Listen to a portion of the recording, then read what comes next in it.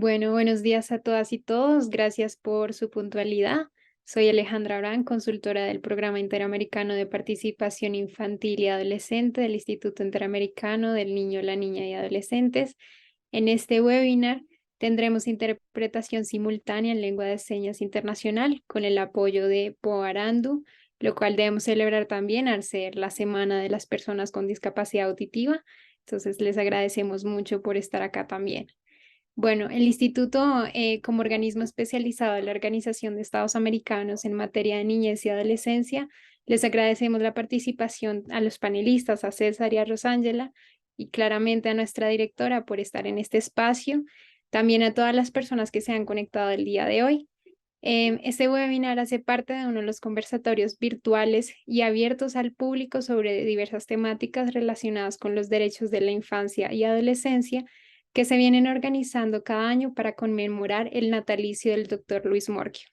Para ser más precisos, el 24 de septiembre de 1867 nace en Uruguay Luis Morquio, médico pediatra y profesor que tenía grandes conocimientos y ambiciones, como era crear una oficina internacional americana de protección a la infancia, idea que se materializó el 9 de junio de 1927, dando paso al Instituto Internacional Americano de Protección a la Infancia, lo que hoy conocemos como Instituto Interamericano del Niño, la Niña y Adolescentes de la OEA.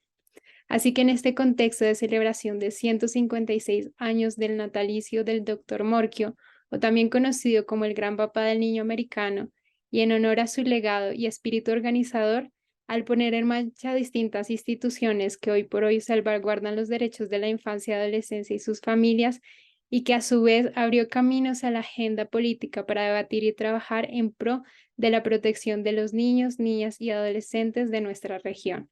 Realizamos este webinar que trasciende fronteras, convocando a profesionales comprometidos en la vigencia de los derechos del niño en las Américas. Como profesionales que trabajamos en el instituto, nos encontramos inspirados en la trayectoria del fundador como pensador y promotor de la doctrina del niño, niña y adolescente como sujetos de derechos, lo cual nos impulsa a desarrollar estas iniciativas y muchas más. En esta ocasión, el ciclo de Ideas Fuerzas nos trae un capítulo más que titulamos Desafíos para la inclusión de niños, niñas y adolescentes con discapacidad, con la meta de seguir innovando y creando espacios de participación que sean intergeneracionales, multidisciplinares e inclusivos, como una forma de honrar su legado y continuar trabajando por el bienestar y desarrollo integral de las niñas, niños y adolescentes de las Américas. Ahora bien, esperamos que este sea un espacio de intercambio de conocimientos y experiencias para todos, por lo cual pueden hacer preguntas en el chat o en la sección donde dice preguntas y respuestas que aparece en la parte de abajo y las estaremos trasladando a nuestros panelistas. Bueno, queremos darle la bienvenida a todas y todos. Vamos a empezar con César Augusto Martínez, que es nuestro primer invitado. Él es psicólogo, magíster en discapacidad, magíster en Planificación y Conducción Estratégica Nacional y doctorando en Educación. César Augusto se ha desempeñado como consultor, profesor y funcionario en el Ministerio de Salud, el Ministerio de Educación y Ciencias y la Secretaría Nacional por los Derechos Humanos de las Personas con Discapacidad del Paraguay. Actualmente, él es docente de la Facultad de Filosofía de la Universidad Nacional de Asunción, es miembro fundador de la organización Sociedad Inclusiva, así como miembro de la Red Interuniversitaria y del Caribe sobre Discapacidad y Derechos Humanos y es punto focal en Paraguay de la ONG Inclusiva Chile, Discapacidad y Emergencias. Así que te damos la palabra, César. Muchas gracias por estar aquí con nosotros. Muy buenos días a todos, a todas. Realmente estoy muy emocionado, muy contento. Quiero saludarle en primer lugar a la directora general María Julia Garcete por esta oportunidad, por este encuentro. También el honor, pero tremendo honor y placer de compartir con Rosángela. Cuando yo era más chico quería ser como ella, así que estar en un webinario hoy con ella es, no sé, gracias por la invitación, gracias Rosángela por permitirme compartir espacio contigo.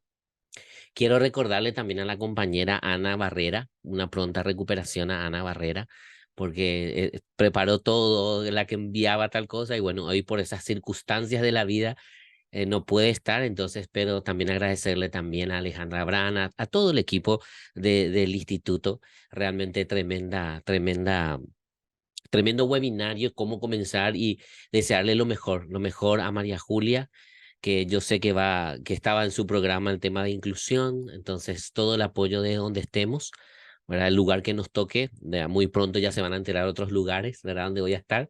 Así que desde el lugar que nos toque vamos a seguir apoyando la inclusión y vamos a seguir trabajando en esta red latinoamericana realmente por los derechos de las personas con discapacidad.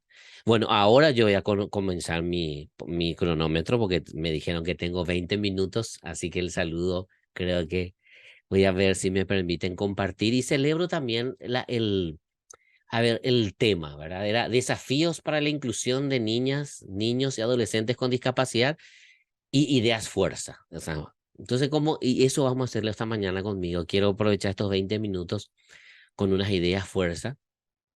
Realmente hablamos siempre del tema, yo siempre digo la igualdad de derechos, pero la equidad. Yo creo que la equidad es una palabra que debemos instalar para poder entender la diversidad y entender las condiciones de que todos los seres humanos somos diferentes, pero se dan cuenta que los abordajes, las metodologías, si creemos que somos todos iguales, como que sobre todo en características y en condiciones, podemos ir cometiendo varios errores. Yo soy un defensor un poco de instalar el tema de equidad y definitivamente esta imagen que le estoy proyectando es una cuestión que yo siempre digo con mucha fuerza. Todavía posiblemente el sistema educativo o los sistemas, ¿verdad? Están haciendo esta maquinaria escolar de la homogeneidad.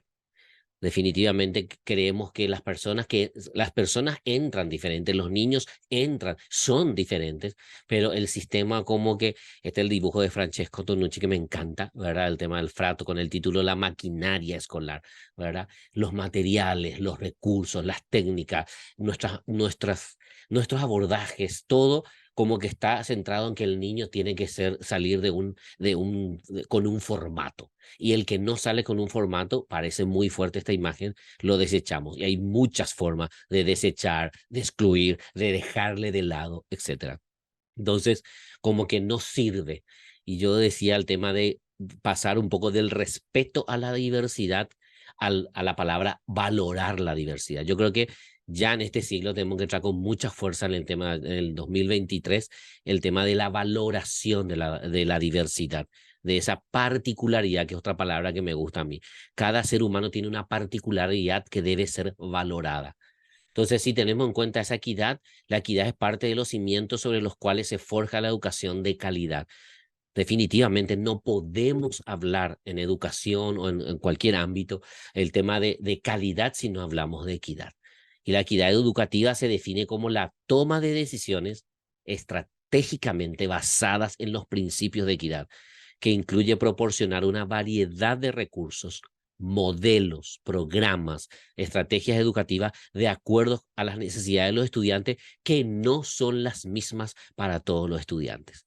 Yo les quiero contar que estaba, como ya mencionó la compañera, estoy terminando el doctorado en educación, un doctorando, y mi investigación se basa en los planes o en los planeamientos del docente, cómo planifica el docente el día a día. Y les quiero decir que en esa revisión un poco de los planeamientos, inclusive en las entrevistas con los estudiantes, la revisión de las tareas de los estudiantes, vemos que podemos plasmar posiblemente en una cuestión teórica, inclusive documental, el tema de la diversidad, pero cuando llevamos a la práctica, como que ahí hay una brecha entre la teoría y la práctica. Después voy a explicar un poquitito más nomás eso, ¿verdad? Algunas ideas fuerza, diseño, ofrecer alternativas atractivas, eliminar los callejones sin salida y evitar la deserción. Yo siempre digo que el maestro cuando ejerce el tema del rol del poder, el ser humano parece que nos gusta el poder, etcétera. El ejercicio del poder, entonces como que a los estudiantes le colocamos en un callejón sin salida, como para poder probar, y ahí estamos posiblemente generando la deserción, la desmotivación y todo lo que nosotros ya sabemos, ¿verdad? Eliminar la estratificación por aptitudes académicas. ¿Cómo nos hemos acostumbrado a decir, hacer una estratificación y encasillarle a cada uno? ¿Seguimos haciendo? Sí. Yo en la práctica, en la investigación, he detectado el tema de que aún en nuestras prácticas seguimos encasillándole a la gente y como que las actitudes académicas tienen como los guetos que vamos a hablar después, ¿verdad? La implementación efectiva del diseño universal para el aprendizaje. El diseño universal para el aprendizaje que ustedes conocen, ¿verdad? El CAS y toda la metodología, y que en plena pandemia aparece, hoy también les voy a comentar algo sobre eso, del diseño universal para el aprendizaje accesible, que tiene 4 dimensiones fundamentales, ¿verdad? En cuanto a prácticas, identificar y proporcionar una ayuda sistemática a quienes se rezaguen en la escuela y reducir el porcentaje de alumnos que repiten el año escolar. Sé que estamos hablando de discapacidad, sé que estamos hablando posiblemente de necesidad específica de apoyo educativo, pero yo ya soy un fanático de mencionar el tema de la diversidad. Todos los estudiantes, si yo tengo 25 estudiantes en un aula, yo tengo que entender que soy un facilitador de ese proceso y tengo que entender que ahí hay 21 realidades que hay que trabajar, ¿verdad? Con sus bemoles y con sus fortalezas, pero que tengo que trabajar esas 21 diversidades que están en ese espacio, ¿verdad?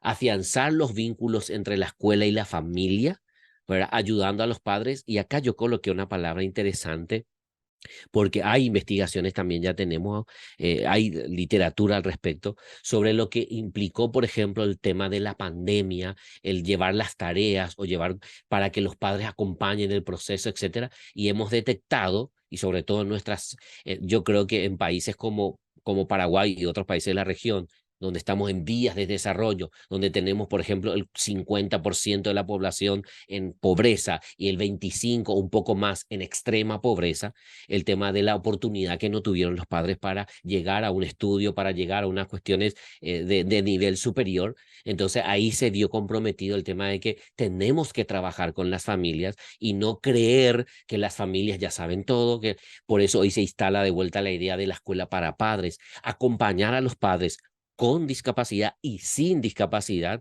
en el aprendizaje, en el que aprendamos a convivir con nuestras diferencias, implica trabajar con las familias con y sin discapacidad. Responder a la diversidad y prever la inclusión exitosa de las minorías en la educación de las mayorías. Esa palabra a mí, por eso yo intencionalmente coloco, ¿verdad? No, mis alumnos que son relegados, lo que tienen dificultades, son muy pocos. Entonces yo no me preocupo. Esas frases hemos recolectado. Yo no me preocupo porque de 10 alumnos yo creo que tengo 3 no más. O sea, espera, 3 sí que. Yo siempre digo en Paraguay el 3 sí que, porque 3 dignidades, 3 personas, 3 condiciones que tenemos que trabajar, ¿verdad? Después tenemos la provisión de recursos, proporcionar una educación sólida a todos. Y acá me acuerdo de Claudia Bernet, que también estuvo por Paraguay de visita este año, el año pasado, el tema de quién entra en tu todos. Siempre hablamos de educación para todos, siempre hablamos de todos, pero ¿quién entra en tu todos? Hay que hacer un ejercicio realmente de nuestras prácticas, realmente quién está quedando fuera, quién está quedando detrás y quién entra en tu todos, dando prioridad en la edad temprana y en la educación básica. Dirigir recursos a los estudiantes con las mayores necesidades y fijar objetivos concretos para que haya más equidad, específicamente en lo relacionado con el logro escolar eficiente y las deserciones, ¿verdad? Eso como unas ideas que quise colocar inicialmente, ¿verdad? Yo hablo mucho ahora del reduccionismo. Nosotros tenemos que dejar de tener este pensamiento reduccionista del tema de la inclusión. Solamente la deficiencia significativa, solamente aquel que tiene más complejidad, más situaciones, diríamos, comprometidas, nosotros nos preocupamos. Es más, yo siempre digo, reducir la inclusión a una cuestión de lectura y escritura. Posiblemente dicen, no, ahora ya sabe leer y escribir. O sea, la inclusión es mucho más amplia, ¿verdad? Y eso posiblemente después ya va a hablar Rosángela, pero el enfoque, el abordaje y la inclusión no lo podemos reducir a un proceso, a una actividad. Tiene que ser mucho. Como decía, salgamos del aula, vayamos a la escuela y vayamos a la comunidad. O sea, tiene que tener ese sentido la inclusión. El enfoque debe ser mucho más amplio y no tan reduccionista. Personalmente creo que todavía tenemos que trabajar porque muchos profesionales, docentes, especialistas, ¿verdad? Seguimos trabajando en ese reduccionismo. Entonces, Es como una idea, ¿verdad? Después quiero colocar el enfoque médico, que ya lo conocemos todos. Seguimos situando el problema en el niño. Seguimos. Yo cuando veo cuando nuestras metodologías, nuestros materiales, nuestros recursos no tienen, o sea, eliminar las barreras es el principio. El enfoque biopsicosocial, está bien, el enfoque, el derecho, el enfoque social, pero seguimos centrando el problema en la persona, en el enfoque médico, que yo, visto que Rosángela va a profundizar un poco más, pero mi aporte sería tenemos que trabajar todavía mucho en abandonar ese enfoque médico que centra el problema, ¿verdad? O que cree que el problema o la solución está solamente en el sujeto y no en el entorno, ¿verdad? El especialista. O sea, decíamos nosotros en Paraguay, yo quiero contar la experiencia de Paraguay, nosotros posiblemente no vamos a tener, y hay una generación y otras más, ¿verdad? Que no vamos a tener todos los especialistas que necesita el sistema para poder hacer el abordaje. Eso es como una problemática, ¿verdad?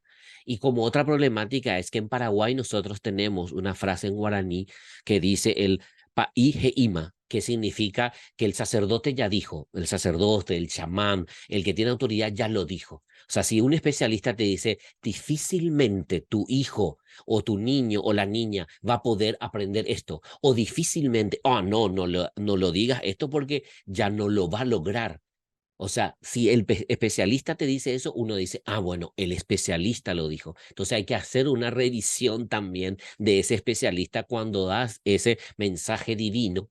Ahora, disculpen la ironía, de sentenciarle, etiquetarle y condicionarle, decirle la posibilidad de que este niño, ¿verdad?, no camine, no haga esto, o jugamos casi a un ser superior que va a determinar el futuro. Eso tenemos que trabajar mucho y en Paraguay, y como estoy acá con como punto focal de la red de universidades, en Paraguay estamos trabajando mucho el tema de la red de universidades accesibles e inclusivas, para que se instale ese paradigma, para que se instale el enfoque de derecho, para que no solamente sea, si yo le identifico la patología, yo le sentencio, sino que vaya mucho más allá desde el enfoque de derecho instalado en las propias universidades y en investigaciones en el sistema, ¿verdad?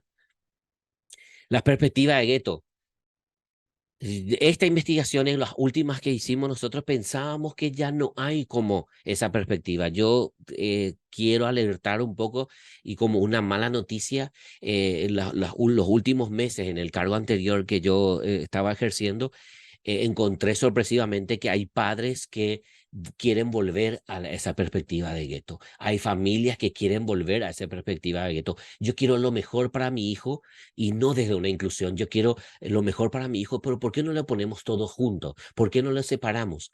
Eso hay que alertar, porque ¿qué significa? Respeto esa opinión, pero algo está pasando en el sistema o el sistema no está ofreciendo algo. Estamos en deuda, por eso algunas familias quieren volver a esa perspectiva de gueto. Entonces, no estamos dando respuesta posiblemente, entonces estamos volviendo a esa perspectiva de gueto, casi seguro.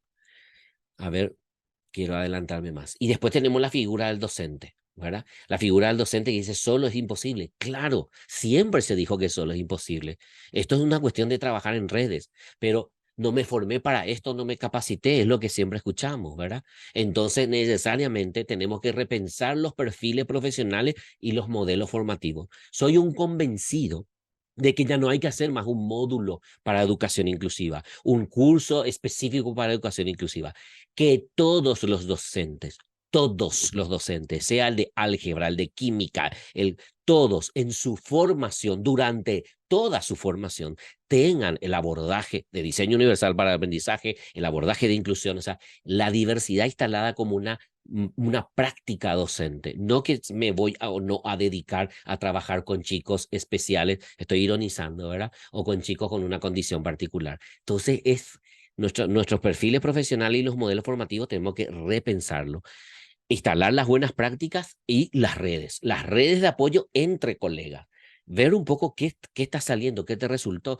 Hoy en Paraguay Les cuento, estamos pensando en el sistema educativo en hablar por regiones, ¿verdad? Culturalmente, ¿verdad? Es decir, no lo puedo enseñar lo mismo o la metodología teniendo en cuenta, yo voy más allá, no solamente por regiones, sino que en el aula, dentro del aula, tenemos que trabajar por personas, con cada persona. Y eso es repensar toda nuestra formación profesional.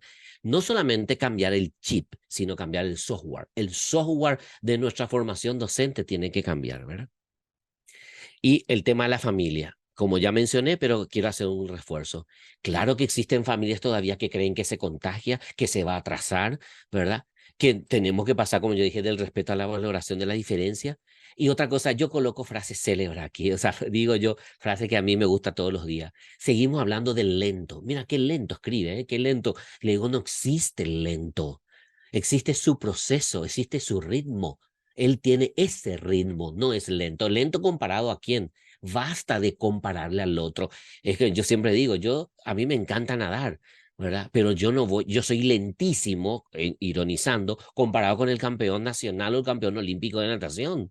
O sea, tengo mi propio ritmo, ¿verdad? El raro, el apagado. Hay que trabajar con las familias, con y sin discapacidad. Eso también es muy importante. La escuela para padres, que en alguna vez el sistema educativo instaló, hoy debemos instalar la escuela para padres, para instalar el tema de inclusión en esa escuela para padres. A ver, recrear los espacios educativos, sí, recrear los espacios educativos y todo lo que dije entra dentro de esto de recrear. Y estas dos imágenes que intencionalmente a mí me fascina, ¿verdad? Seguimos aplicando el planeamiento docente, aplicando el DUA, etcétera, posiblemente en este formato de la imagen de todos los alumnos bien sentaditos, cuadraditos, ahí. Pero lo que nosotros tenemos que hacer es recrear todo el espacio educativo, todo el entorno, ¿verdad? Tengo los 4 minutos finales. Voy a pasar esta lámina, voy a entrar directamente a esta lámina para mis 3 minutos finales. El DUA, no estábamos acostumbrando al DUA del CATS, ¿verdad? Diríamos, y aparece, ¿verdad? En Valencia, en la Universidad en el Consejo de Educación y Cultura y Deporte de Valencia, está la publicación 2021, en plena pandemia, aparece Diseño Universal para el Aprendizaje Accesible. ¿Y qué nos dice?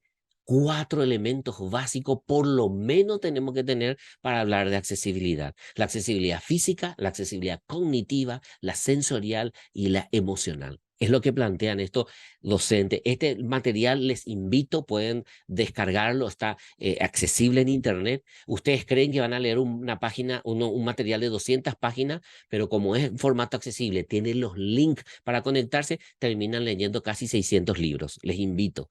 O sea, tiene una riqueza fantástica porque todos los textos que se mencionan en este material está linkeado al texto original. Entonces uno puede tener la referencia del texto, ¿verdad? Y aquí, ¿qué nos plantea? Y con esto voy terminando. Accesibilidad física, que nosotros en nuestra práctica nos hagamos preguntas. ¿Se favorece en un entorno en que el alumnado con alguna discapacidad pueda tener la máxima autonomía? Que es otro principio que nosotros tenemos que tener en cuenta. Autonomía de las personas con discapacidad, un derecho. Se tienen en cuenta las cuestiones de ergonomía para que sean facilitadores del aprendizaje para todo el alumnado. Hablamos de accesibilidad física, hablábamos de ergonomía. Bueno, hay que instalar la ciencia de la ergonomía dentro del enfoque de la inclusión, ¿verdad? Y después hay muchas preguntas, por eso el material le va a enriquecer. Esto yo seleccioné dos. Acá hay un checklist que hay que hacerle accesibilidad física y te permite ir agregando mucho más. La accesibilidad cognitiva, utilizar formatos complementarios, representación, información, es visual, auditivo, gestual, digital, etcétera. Utilizar distintas formas de evaluar. Diseño universal de evaluación, ya existe. O sea, como yo siempre digo, todavía no terminamos algo y todavía ya tiene, y bueno, y esa es la riqueza del ser humano y es lo que nos permite seguir avanzando en lo que es enfoque de inclusión. Tienes en cuenta el alumnado que puede necesitar distintos formatos, organización, tiempo, apoyos complementarios para expresar el conocimiento. Y yo les quiero contar que yo transcribí exactamente lo que decía el material y por eso estoy utilizando la palabra alumno. O sea, no puedo tocar el material del documento, por eso estoy hablando de alumno. Pero personalmente yo ya descarté la palabra alumno, porque a mí alumno en su etimología no corresponde, en la persona sin propia luz. O sea, a partir de ese concepto de alumno, entonces uno tiene que replantearse todo, ¿verdad? La accesibilidad sensorial, que ya hay preguntas que hay que hacer, ¿verdad? Y la accesibilidad emocional. Este punto es fundamental. Este punto es fundamental porque todavía UNICEF, por ejemplo, ustedes saben que tiene un informe último sobre los efectos de la pandemia en niños y adolescentes, ¿verdad?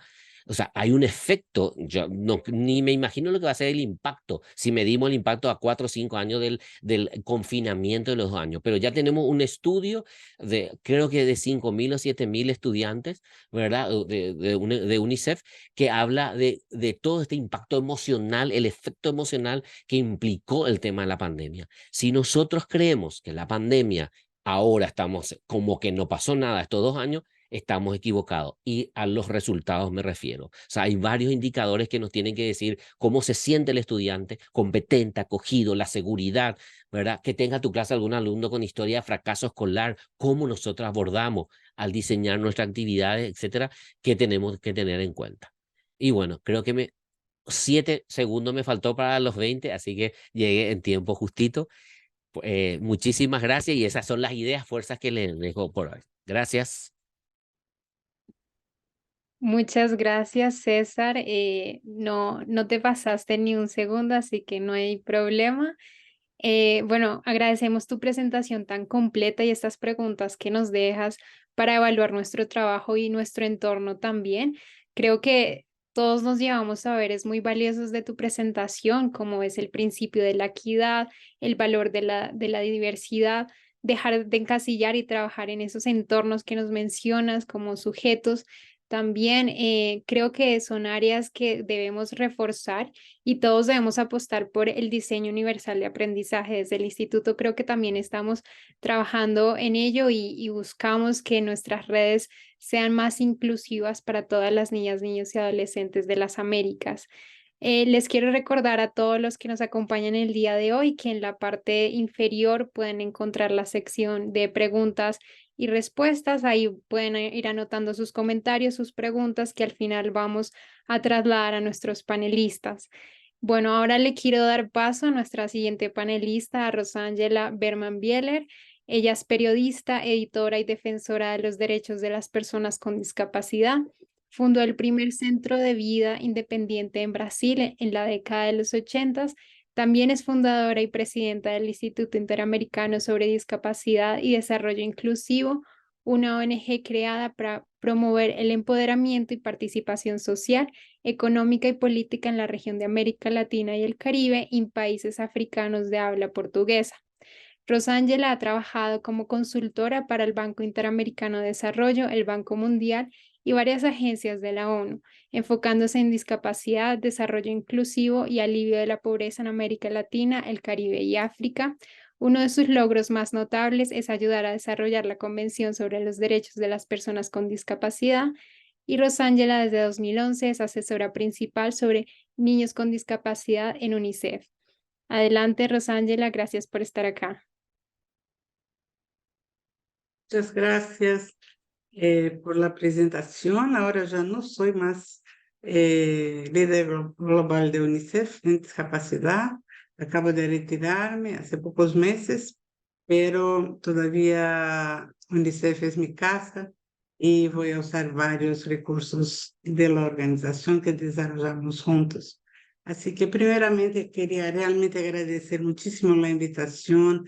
Es un gusto, me acuerdo, voy a empezar con los devaneos, pero me acuerdo en los años 80 trabajando con el Instituto Interamericano del Niño, que había una persona, Carlos Amado, no sé si está todavía, que fue la primera persona que empezó a hablar en datos sobre discapacidad. Mi presentación hoy va a cubrir bastante datos y aspectos más globales de los acuerdos y de los paradigmas de la discapacidad. Así que pasamos al PowerPoint.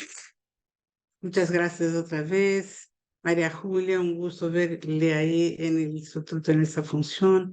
Alejandra, César y los intérpretes, un gusto estar con todos ustedes. Bueno,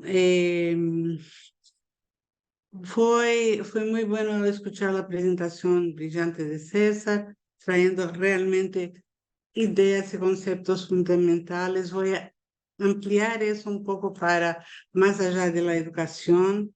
y tratar de mirar cómo hoy los acuerdos globales traen una nueva perspectiva de la discapacidad con los enfoques de derecho y desarrollo inclusivo. Interesante preparar la presentación y ver esa transición de modelo, ¿no? De los modelos que la discapacidad pasa mientras la sociedad evoluciona. Perdón, soy brasileña, así que voy a hacer unos errorecitos de español, pero me van a entender. Entonces, quería, en el contexto que estamos hablando del niño, de la niña y de los adolescentes, hablar un poco desde la Convención sobre los Derechos del Niño, la Convención de Naciones Unidas, que es del 89, y fue la primera convención en realidad que habló de niños con discapacidad como sujetos de derecho, ¿no? Entonces, esto trae una importancia enorme a la convención, también en el contexto de la discapacidad, mientras en todo el texto de la convención, sacando el primer artículo, cuando dice que todos los niños son iguales, la convención se enfoca mucho más en la protección de los niños con discapacidad.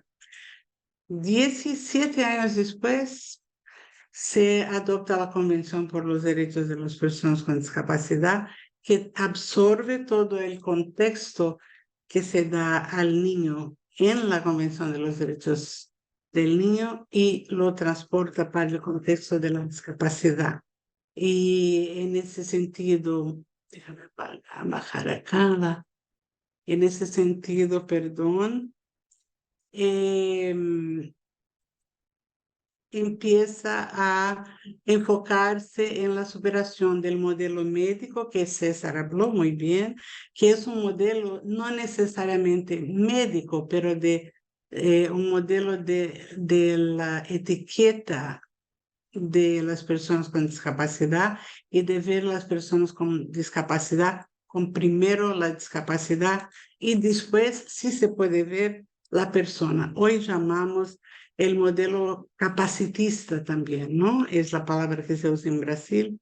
En inglés se dice ableist y no sé en español cómo se dice, pero imagino que capacitista también. Entonces, ese modelo limitó y excluyó a las personas con discapacidad. Y no digo que pasó porque vivimos siempre en todos esos modelos. Uno conoce gente trabajando específicamente en cada uno de esos modelos que llega hoy al modelo social y de derecho, a donde la persona la persona con discapacidad tiene todos los derechos y es vista primero como persona, ¿no? Pero mismo nosotros, especialistas o no, todavía caímos en ese modelo médico. Es importante cuidar. Aquí hay personas sin brazo, aquí hay personas, siempre la discapacidad habla más fuerte. Después, entonces, con la convención, con la CRPD, se empezó, CDPD, perdón, en español, se empezó a mirar a la persona con discapacidad como un sujeto de todos los derechos, no solo de la protección, pero de todos los derechos. Y eso ya fue un cambio muy grande de paradigma y principalmente trayendo el aspecto de participación y igualdad, que tiene como el lema de la convención hasta hoy, nada sobre nosotros sin nosotros. Hoy ya se evolucionó un poco y se dice, nada sin nosotros. Ahora, en el 2015, se adoptó los Objetivos de Desarrollo Sostenible, también otro pacto global entre todos los países de Naciones Unidas, que voy a llegar a eso, pero tiene su lema de no dejar a nadie atrás, lo que nos pone la persona con discapacidad bastante centrada en eso.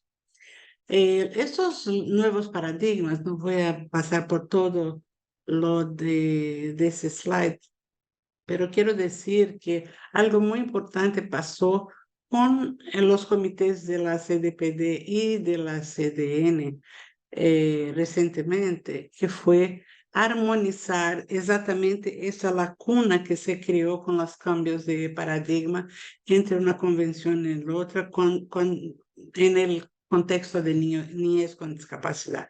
Entonces, quiero solo llamar la atención que en el 21 de marzo del 22, los dos comités adoptaron un acuerdo conjunto en sus respectivas sesiones de ese año, que es una declaración conjunta sobre los derechos del niño con discapacidad y que básicamente armoniza esa lacuna que hubo entre los 17 años, que mucha cosa cambió en ese sentido. Con los ODS también algo muy importante, porque algunos de nosotros que tenemos más edad vamos a acordarnos que antes tuvimos las metas de desarrollo del milenio, que fueron del 2000 al 2015, a donde la discapacidad no era mencionada de ninguna manera. Y ahora en los ODS son 17 objetivos que tienen 169 metas en todas las áreas, y por 11 veces la discapacidad es enfocada muy centralmente, cubriendo áreas como educación, crecimiento, empleo, desigualdades, accesibilidad y los asentamientos humanos, así como la recompilación de datos y el seguimiento de los ODNs. Así que con eso pasamos para los datos. Es un estudio reciente también del 2021 de UNICEF sobre los derechos, datos sobre niños y niñas y adolescentes con discapacidad. Este estudio es el primer que incluso cubrió a 100 países, escuchó o usó fuentes de más de 1000 fuentes y 60 indicadores del bienestar infantil. Es importante resaltar la palabra bienestar porque trata de dimensiones que hasta entonces, cuando hablábamos de discapacidad, todas las dimensiones no estaban incluidas, por ejemplo, como la discapacidad intelectual o otros tipos de discapacidad más invisibles que están en el contexto psicosocial y ahora están brindados. Ese estudio, lo más importante, trae el número de 240 millones de niños y niñas en todo el mundo con algún tipo de discapacidad, que es 10% de todos los niños de todo el mundo, o sea, de cada uno de nuestros países. Todavía con el estudio, en términos de porcentaje, vemos acá en ese gráfico, no sé si hay personas invidentes participando de la presentación, y por eso voy a tener que tomar un poquito de tiempo para describir un poco el diapositivo. Dice que en Europa y Asia Central, 6% de personas con discapacidad en la proporción de niños con discapacidad en su población, Asia Oriental y el Pacífico 8%, América del Norte 10%, América Latina y el Caribe 10%, África Oriental Meridional 10%, Asia Meridional 11%, Oriente Medio y África del Norte 13%, y África Central y Occidental 15%. Entonces, eso muestra también una conexión con el nivel de desarrollo de la región.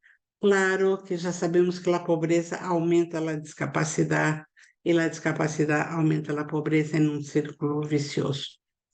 Tenemos también solo algunos datos, porque hoy tenemos muchos en todas las áreas, que en comparación con los demás niños, los niños y niñas con discapacidad tienen un 49% de más probabilidad de no haber asistido nunca a la escuela. O sea, eso son casi 50%. 34% más probabilidad de padecer retraso en el crecimiento, 25% más probabilidad de sufrir emancipación, 41% más probabilidad de sentirse discriminados, lo que es importante, y un 51% de más probabilidad de sentirse infelices. Y eso se trata del bienestar de un niño, ¿no? Cómo ese niño se siente.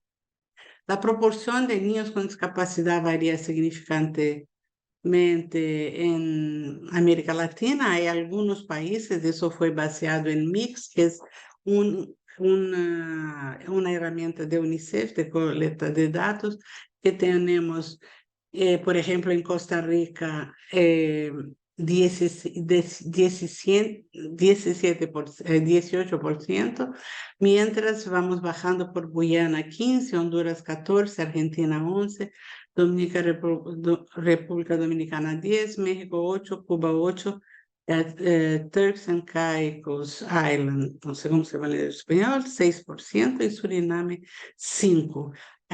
Conociendo hoy los datos como existen, ya se sospecha que algunos de esos no son tan reales probablemente. Datos de América Latina, tenemos algunos acá también, 19.1 millones de niños y niñas con discapacidad en la región, 10% de 0 a 17 años. 9 millones de niños y niñas con discapacidad en la pobreza, principalmente en consecuencia de la pandemia. Existencia de leyes y marcos trabajos nacionales sobre educación inclusiva, pero el predominio todavía es de la educación especial.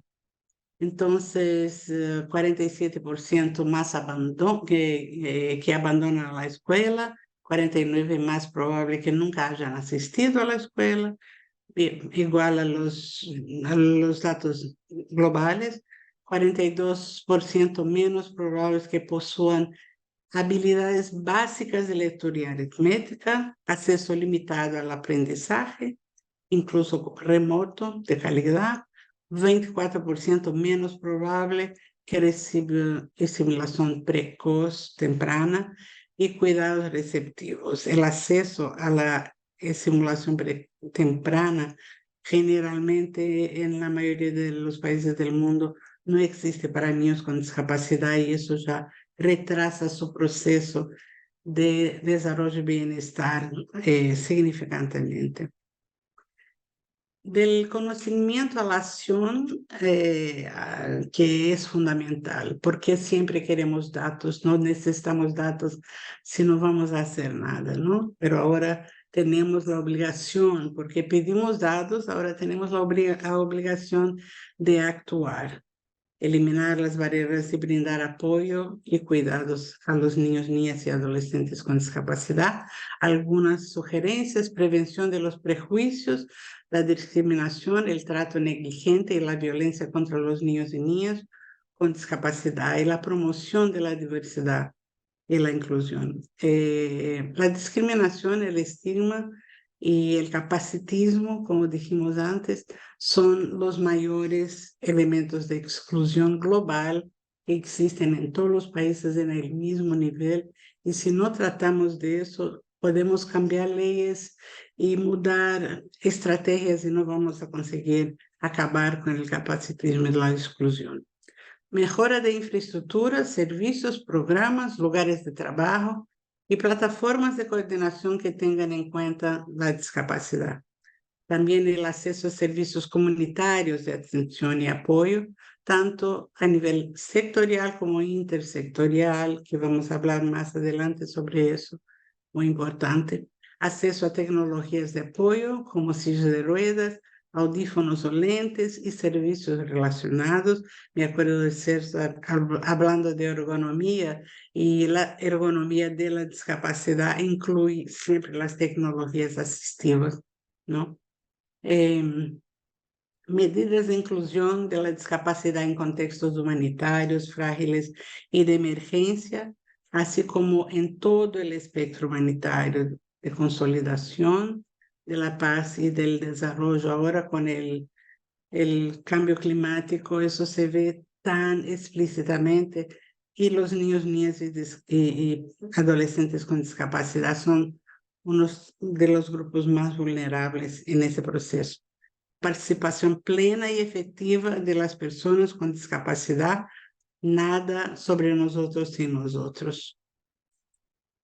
El enfoque de doble vía para incluir a la discapacidad también es fundamental. O sea, no solo tenemos que hacer con que todos los servicios que sean construidos y prestados a la comunidad en general sean inclusivos, accesibles para las personas con discapacidad.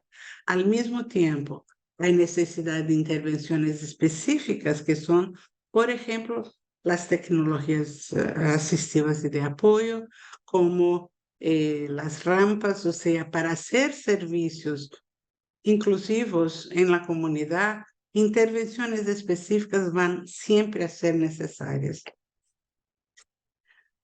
Hablamos de la coordinación intersectorial y tenemos un ejemplo acá otra vez de la educación, porque si pensamos en un mundo que es inclusivo y accesible, no podemos tener sistemas que son verticales, ¿no? La educación que no habla con la salud, que no habla con la protección y así por adelante. No se puede mirar un servicio solo hacia la parte más interna de esa misión sin contar con todos los otros sectores de la sociedad para que realmente hagan que eso funcione. Por ejemplo, acá, otra vez a la escuela, para que una escuela sea accesible e inclusiva, es necesario que disponga de instalaciones de transporte accesible, y eso solamente, por ejemplo, implica en trabajo conjunto de especialistas en programas de agua, saneamiento, higiene, educación, salud y nutrición, protección social y protección de la infancia. O sea, si esos sistemas no trabajan conjuntamente, nunca tendremos sociedades inclusivas. Necesitamos recursos, ciertamente, para construir comunidades inclusivas, y la actuación empieza por medio de alianzas siempre, ¿no? Incluso intersectoriales, y colaboración estrecha con organizaciones de personas con discapacidad, con gobiernos, agencias internacionales, nacionales también, sectores privados y sociedad civil, que vuelve acá en la foto la mención al nada sobre nosotros sin nosotros. Já vou terminando mis slides. Esto es un diagrama acá sobre inclusión de la discapacidad en la comunidad. Hoy pensamos que no se puede pensar en la inclusión a nivel nacional o mundial si no empezamos por la comunidad. Todo tiene que empezar por la comunidad. ¿Y qué son importantes componentes esenciales para la inclusión? Los servicios tienen que ser inclusivos. Si hay un servicio de desarrollo infantil, esos servicios tienen que también llegar a los niños con discapacidad. Participación efectiva de las personas con discapacidad. Movilización de la comunidad para apoyar esos procesos. Eliminación de estigma, discriminación y capacitismo. Información accesible mediante canales de comunicación accesible, y eso significa, como bien dijo César, acceso a los medios de accesibilidad física, a la comunicación, a la información, y también el trabajo con las actitudes, ¿no? Infraestructura y transporte accesible, provisión de tecnologías de apoyo a lo largo del ciclo de vida, y eso todo va a ayudar a formar una comunidad inclusiva. Los estados y las comunidades ofrecen apoyo y cuidado para que eso todo pueda pasar. Con eso, quiero enfatizar que otra vez saqué muchos de esos materiales del Estudio Global sobre Niñez y Discapacidad, reconocidos, contabilizados, incluidos, de UNICEF, y también de la política y estrategia nueva de UNICEF, a política de inclusión de UNICEF. que fue adoptada ahora al final del 2022 y sigue hasta 2030. Recomiendo la lectura de los dos documentos, son interesantes. Muchísimas gracias por su atención y perdón por probablemente haber seguido más que mi tiempo permitía. Gracias. Gracias a ti, Rosángela. Hemos cumplido los tiempos, así que no se preocupen. Bueno, tu presentación ha sido estupenda y creo que los datos que nos has proporcionado nos aterrizan más la situación de niñas, niños y adolescentes con discapacidad y por eso desde el instituto y también desde los entes rectores debemos seguir trabajando por unas medidas de inclusión, por una participación total, por una protección y garantía de los derechos de todas las niñas, niños y adolescentes, especialmente los chicos con discapacidad, que a lo mejor muchas veces se deja de lado, como bien mencionaron ustedes, y pues no podemos dejar esas políticas así. Bueno, vamos a darle paso a nuestra directora, María Julia Garcete. Ella es trabajadora social. Actualmente se desempeña, bueno, como nuestra directora. Ella es defensora de los derechos de la niñez y adolescencia desde hace más de 20 años desde el sector público y organizaciones no gubernamentales. Ha desarrollado una intensa labor docente en varias universidades de Paraguay, su país natal, y en diplomados sobre políticas públicas de niñez y adolescencia con organismos internacionales. En el ejercicio de su trabajo ha encontrado su motivación en la defensa del derecho de niñas y niños a jugar, a la lactancia materna, la inclusión de todas en los espacios familiares, comunitarios y la agenda pública. Adelante, María Julia. Sí, muy buenos días a todos y a todas. Es realmente para mí una emoción muy grande tener esta oportunidad de compartir con colegas tan comprometidos y tan incansables en esta tarea de emprender la inclusión en en toda la amplitud de su palabra. Y sobre todo muy comprometido con la vigencia de los derechos de niños, niñas y adolescentes en el sector educativo, en el sector sanitario, en el sector comunitario. Entonces, yo solamente quería compartir algunas reflexiones, ya que tanto César como Rosángela nos han podido traer, creo yo, los elementos más actualizados y de más importancia, de más relevancia en lo que son estos desafíos justamente que tenemos para la inclusión de las niñas, niños y adolescentes con discapacidad en nuestra región. Entonces, yo quisiera también expresar mi gratitud en cuanto a eso, a las personas que están unidas ahora en este webinar compartiendo con nosotros, porque he podido ver que están varias personas con discapacidad auditiva y en su semana internacional me parece muy importante que ellos puedan acompañarnos en este intercambio y también invitarles, por cierto, a que nos puedan hacer llegar su reflexión o su parecer a través del chat. También celebrar la presencia de colegas de Brasil, Argentina, Ecuador, Guatemala, El Salvador, México, Bolivia, Paraguay, Chile, Colombia y Honduras. ¿Y por qué hago esta especial mención a cada país y a estos colegas de diferentes ramas, de diferentes profesiones?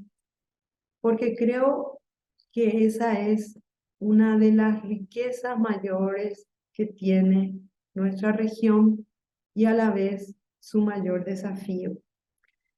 Es decir, este panorama que también nos compartían César y Rosángela nos da cuenta de un desafío y que a la vez es una oportunidad que tiene que ver con nuestra gran diversidad en nuestra región. Entonces, yo quería apuntar ahí a una de estas ideas fuerza, justamente que nos deje la necesidad de construir juntos una cultura que celebre y que realmente naturalice esta diversidad.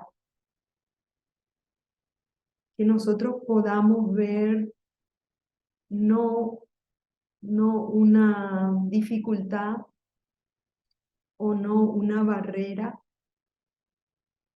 sino todo lo contrario, que podamos percibir como una gran oportunidad y como una gran riqueza esta diversidad de personas, de pensamientos, de formas. Y para ello creo que el mayor desafío que nos sigue convocando a los que trabajamos por la vigencia de los derechos humanos de niños, niñas y adolescentes sigue siendo esa barrera actitudinal. Entonces,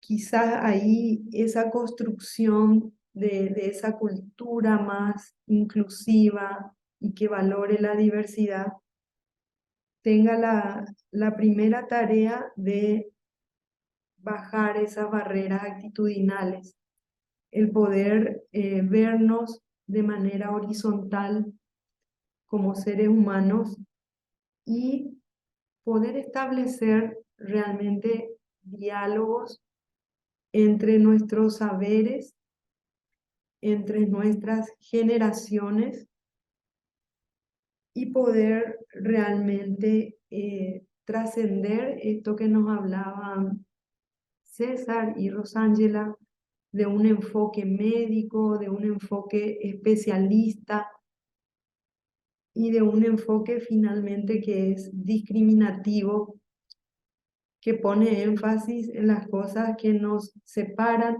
y no aquellas que nos unen. Porque siempre traigo a la memoria un trabajo realizado en un equipo de niños con diferentes discapacidades, en las cuales ellos me dieron muestra de cómo niños y niñas no necesitan un diagnóstico para incluir. Sencillamente ellos se centraron en una tarea y empezaron a fluir y a compartir, más allá de las diferentes condiciones que suponían su discapacidad de cada uno, ¿no? Entonces quizás yo quisiera también aportar nomás esa reflexión a todo lo que ya nos traían Rosángela y César, poniendo ese énfasis en ese cambio cultural que necesitamos encarar y que necesariamente tiene que abordar como punto central también esa mayor autonomía de niños, niñas y adolescentes. También un enfoque sistémico que nos posibilite integrar los diferentes recursos, nuestros diferentes aportes desde cada nivel. Y por supuesto, en esa mirada, la familia sigue teniendo un rol demasiado importante. Entonces, redondear esta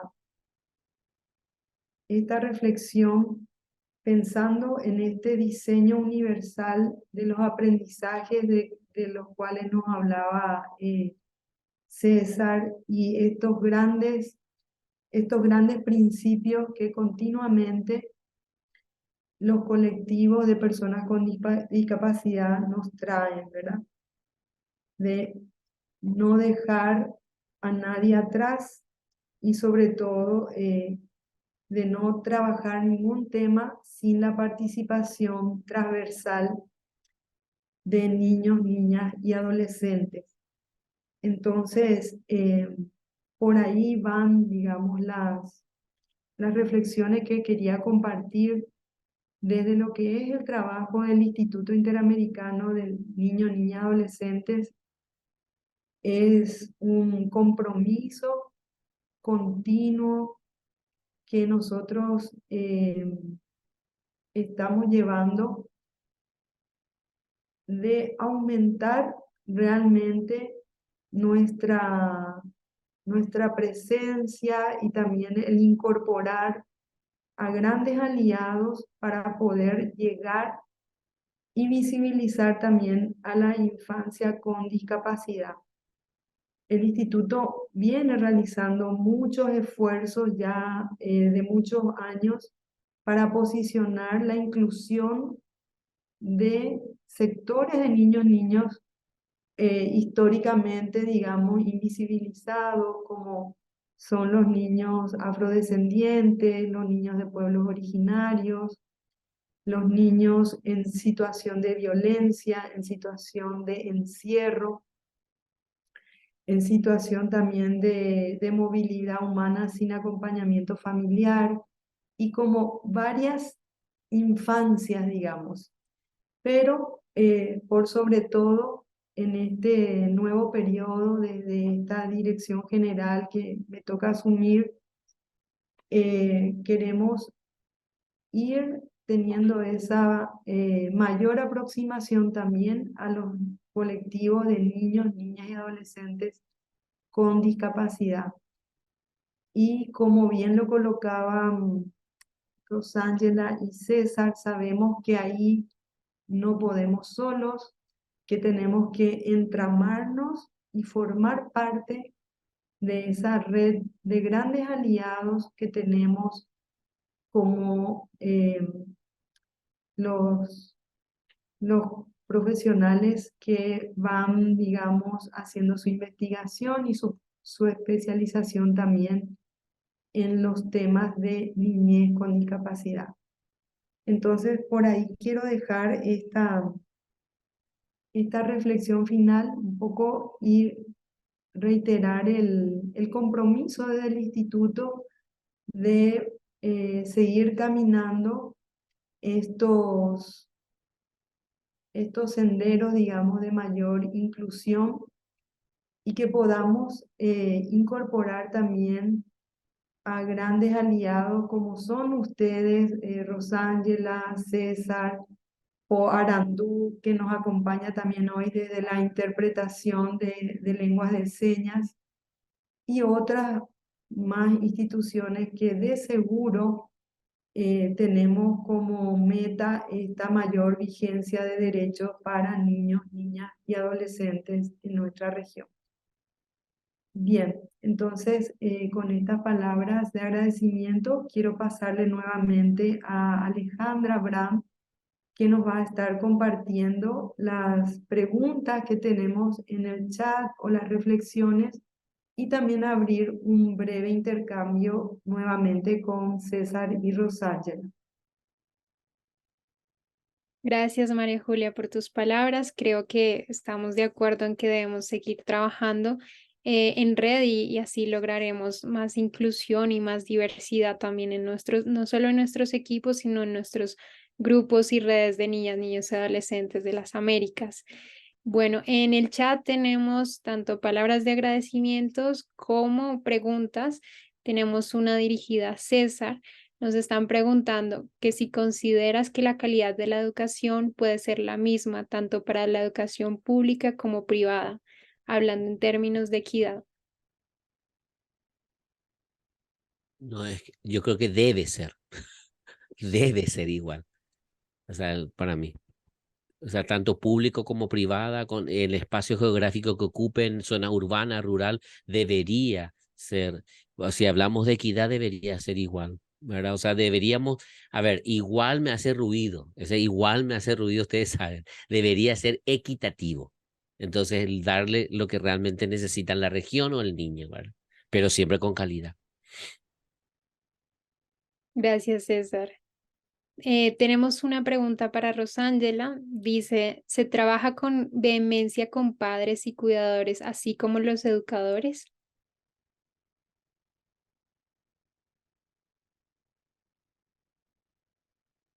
Estás con el micrófono silenciado. Perdón. Gracias por la pregunta. Yo creo que César es mejor para contestar a eso, pero la verdad es que es fundamental. El trabajo no va a ser exactamente igual, pero muchas veces lo que yo he visto desde mi perspectiva son los padres sirviendo como educadores de los educadores, ¿no? Y la cosa es cómo ese se trabaja, es quién trabaja, ¿no? ¿Quién es esa autoridad que trabaja con uno y que trabaja con el otro? Es importante generar una sinergia y muchísimo importante que los profesores entiendan que los padres son especialistas en sus hijos hasta que sus hijos sean especialistas en ellos mismos, que va a pasar. Entonces es muy importante, yo tengo eh, amigos con hijos autistas que el hijo necesitaba, me acordé de la figura de la presentación de César, que el niño necesitaba solamente quedarse en pie al fondo de la clase. Es un niño con altas habilidades, enseñaba a todos los niños de la clase, pero la maestra no dejaba que participara en la clase porque no se sentaba. Y eso creo que todavía sigue pasando, es una norma de la escuela. Entonces, estamos hablando más lejos que solo de padres y maestros, estamos hablando de la escuela, de la educación y de los principios que tienen muchos siglos que rigen hasta hoy esa educación. Gracias, Rosángela. No sé si César quieres complementar la respuesta. No, brillante, excelente. O sea, es todo. O sea, padres, docentes, es la comunidad educativa y la escuela situada en un espacio, en un contexto. Sí, es que me permiten agregar. Perfecto. Bueno, no sé si hay alguna otra pregunta que quieran hacerle a nuestros panelistas o a nuestra directora. También tenemos un comentario de Melquiades. Él dice, la consideración de las accesibilidades físicas, cognitivas, sensoriales y emocionales es importante para todos. Es un aporte a la educación en general desde el enfoque de la discapacidad, como en su momento fue el aporte de la estimulación temprana que se generalizó. Gracias, Melquiades, por tu comentario.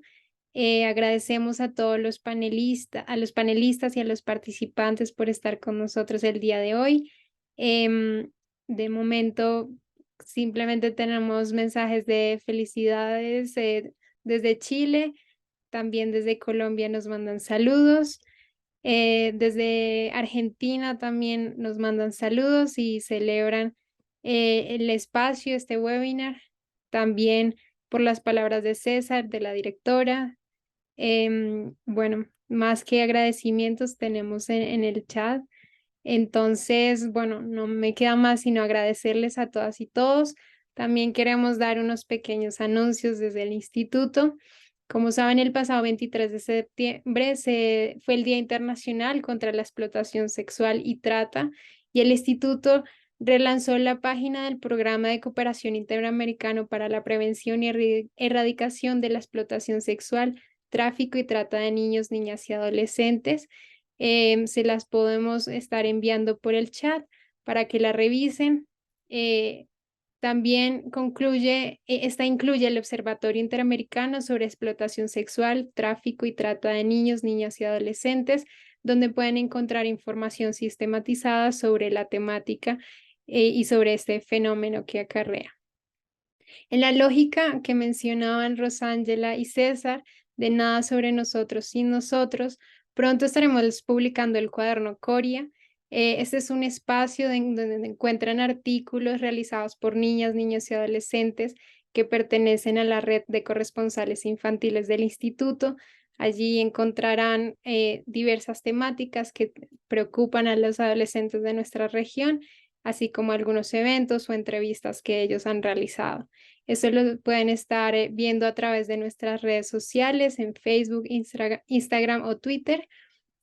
También queremos anunciarles que el 25 y 26 de octubre el instituto va a celebrar la reunión ordinaria del Consejo Directivo número 97. Allí vamos a tener mesas intergeneracionales porque apostamos por la participación infantil y adolescente, así que pronto también en redes estarán viendo más información. Y finalmente, en la semana del 20 de noviembre vamos a estar celebrando el 34 aniversario de la Convención sobre los Derechos del Niño, donde también estaremos con varios eventos para que estén pues al tanto informados. Pueden seguirnos a través de redes sociales. Agradecemos a todos su participación, conectarse y estar hasta el final con nosotros, y seguiremos trabajando por una inclusión, por una participación de todas las niñas, niños y adolescentes, y es un placer haber estado con ustedes.